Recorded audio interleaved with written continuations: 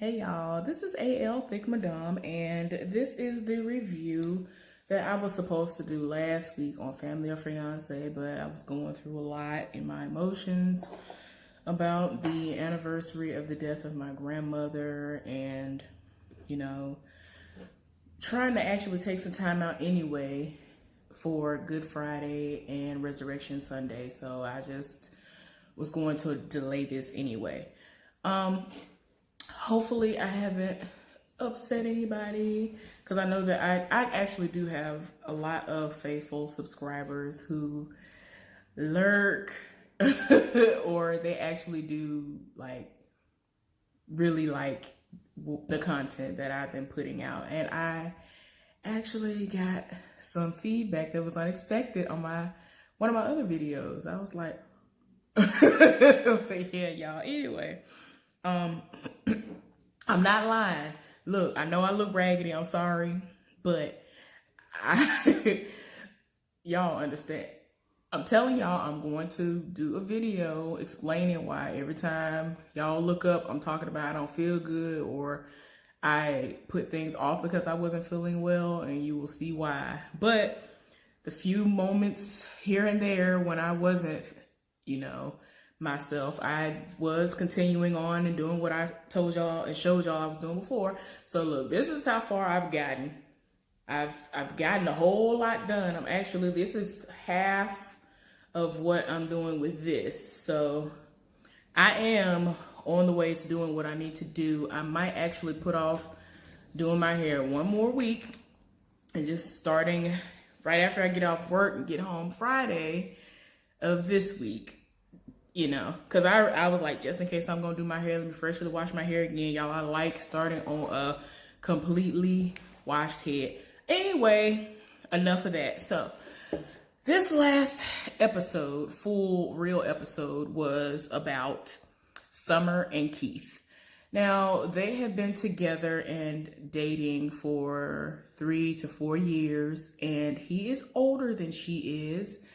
I never remembered hearing either one of them saying what the actual age difference was, but he is older than she is. And they are getting married in a few days. So, there are a lot of concerns coming from both sides. His mother is concerned with the fact that he was married previously and his wife passed away. And she's not, sure if he's really over that and is emotionally ready to move forward. And other people who are there vouching for him, they want to make sure that Summer is mature enough. And I'll get into why that is a factor, not necessarily because of her age, but yeah, they don't know if she would make a good wife and homemaker. On her side, her family, again, they are concerned with the age difference. And, they just feel like he is way too reserved and introverted, as he wanted to put it, because he doesn't voice everything all the time. He kind of internalizes things, which myself being an introvert, I fully understand that. But you do have to let people know that, if I love this person, or I know that you are close to the person that I am heavily affiliated with, I have to let these walls down. Not necessarily all at once, but you have to let people in. So, this is something that he's going to have to learn. So they came to the house and they met up with Tracy McMillan and, told him what some of the concerns are. And, she said, well, this is what the tasks will be. Summer's task will be for her to be in the kitchen with his mother making Keith's favorite meal, which is fried chicken. So, he was very excited about that. I don't know if she ever cooked for him before this episode or not, but he was so happy that that was the task. I was like, all right. And his task will be 20 questions with, her people. And so, he's going to actually have to show that he can open up. So they end up having the little family meeting after everybody has gotten there and greeted one another, and they told them what the tasks are, and people voiced a whole lot of concerns. And his family, you could tell when they came in, they were just so loving and reserved and just organized, as someone else put it, that was actually on the show.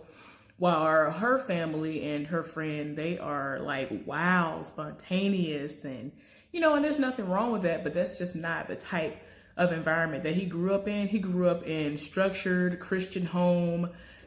Things are decent and in order. You are conservative. You don't go out partying and drinking. That's just not what he was exposed to. So that's not the type of lifestyle that he is used to at all. But that is actually a part of Summer. So, she must have done some compromising and bending in order for him to see something in her to want to be with her and want to marry her. So, we'll see where that goes. So, in my opinion, I feel like this might be, this is before I got to the end of the show. I was like, well, I feel like this might be a situation where the old saying opposites attract applies, because it seems like they really do love each other and they are really into one another, and that this could work. So, one of the big concerns that came up from, I think, was his brother-in-law. He said that, he's concerned that if he were to fall ill, he doesn't know if she would be how she needs to be and be that wife and caregiver that he would need, because he's older. And, that is I guess a whack example would be for anybody who's into reality TV, like I am, where you've seen how Nene Leakes has had to be the caretaker for her husband, her husband, Greg Leakes. And it took a toll on her. Like, at first it was like, oh, I got to tend to my husband, but it will wear on you. If you've never done anything like that before, it can really wear on you, and you don't have any help, you're doing all your own. It's a lot. My thing is, I personally have dealt with things like this before. I've had to deal with both of my parents being down at the same time, even though they are happily married, where they both have undergone surgeries or something has happened, and I've had to take care of both of them because I'm the oldest child, and it was overwhelming. Depending on what's going on, you might have to bathe them, you might have to tend to wounds and clean, wounds, and make sure everything is doing and is in order the way it needs to be, so that they can heal and get back to what they know, so that you don't have to continue to care for them long term. So, like I'm saying, that it's really hard. You know what I'm saying? It's not something that I wish on anybody to have to do, but it is a lot of hard work. So I understand that concern coming from his brother-in-law. So the 21 questions happened. So I'm just going to do, I'm going to try to split it up, but the way they do it, they always kind of combine the situation. So while she's cooking certain things that are coming up in his conversation outside, when he's playing 20 questions with her family, you know what I'm saying? Anyway, they were outside doing 20 questions, and they wanted him to open up about his wife. And so, this was so sad. I was about to cry. I asked, how long ago had it been since she passed away? And he said that, well, when did she pass? And he just said that it was on Christmas Day. Whatever year it was, it had to have been before them, unless they were overlapping, which I seriously doubt, but at least 4 or 5 years or more prior. So, if I just had to guess. So everybody was just like, wow. For him to just immediately be like, this is what happened. It happened on this day, and it was trying for a while for him to move forward. And I fully understand it, because like he already mentioned, he came from a Christian background. And so he was kind of like, wow, I feel like this was a cruel joke that God was playing, for her to pass away on all times of the year. Christmas? Like, really? So, he was like, this just had to be a cruel joke, but that's when she passed away. And, he just felt like he was being very open with them and very vulnerable. Meanwhile, his fiance, I'm sorry, was in the house and cooking dinner with his mom and his sister. And, they were talking and wanted to know, if they could really see them being together like that, and if she could really provide that homemaker type of feel for him. And, she was like, I feel like I can do it, And y'all, the main thing that happened from what I saw when they were in there cooking was his mother explained to Summer what happened with his wife passing away. And, she made it plain, like even earlier before they even started cooking, that she was really close to his wife. Like they were basically friends. They were really cool. And when everything happened, she went into distress. And I think she had like I don't want to say I don't even want to say it. Y'all can say that in the comments, but she went into distress. Like she was like there and went to the hospital, all that stuff. Like everybody was very involved within their relationship. That's how cool they were. So yeah, y'all, like I was saying before, everything was going fine at first with him and her family and friend, but then it got to the point where 20 questions turned around where he could ask questions, and he reached his hand in the bowl and picked out his own question. And he was wondering, what was going on with them, because at one point in time he paid for her family to go to Italy, and he did not receive so much as a thank you card. And the only response her mother could muster up was, "Oh, this is just something that, I had a card for that, and I had a thank you card. I still have it." And I was just like, "What you mean you have a thank you card?" Like apparently they didn't even say thank you on the phone, in person, all this other stuff. Like never. I don't know how long ago this was. They've been together, like I said, 3-4 years. And it's like, you can't even say thank you. Forget the fact that you say that you have a card. Okay, cool, whatever. But at the same time, you have never delivered the card. You don't hang out with him. You still have these preconceived, feelings towards him. When this man reached down in his pocket and came up with money for y'all to go somewhere. And, I'm gonna get back into that a little bit later on. But y'all, I was taken aback. I was like, how does this man do all this for y'all? And this was only because his fiance wanted her family to experience this. This was something they probably would have never experienced had she not been with him. I mean, there's no telling what would happen. But at the same time, it's just like, wow. So, anyway, dinner is served. They pray over the food and they start talking. And he was like, I felt like everything went well. And apparently, oh yeah, I almost forgot. At one point in time, they asked him, how would you describe our family? And he said if dysfunctional had a name or something. And then he basically stopped himself. So her friend was like, something doesn't sit well with me. And she brought that up. And he basically was trying to say, like, look, what I meant by that was our upbringings were completely different. That's not the way they took it. And when he initially said that, I was kind of like, oh, okay. But yeah, her mother was so upset about it. Like, he was like, he said he was trying to say that it was two different upbringings, but it just really did not come out that way at all. And kind of found out that really is what he meant. But her mother was so upset that she went outside, and her daughter, went after her, and I think everybody else that's a part of her family and the friend or whatever went out there. And her daughter had to tell her, like, look, there was nothing wrong with the way you brought us up.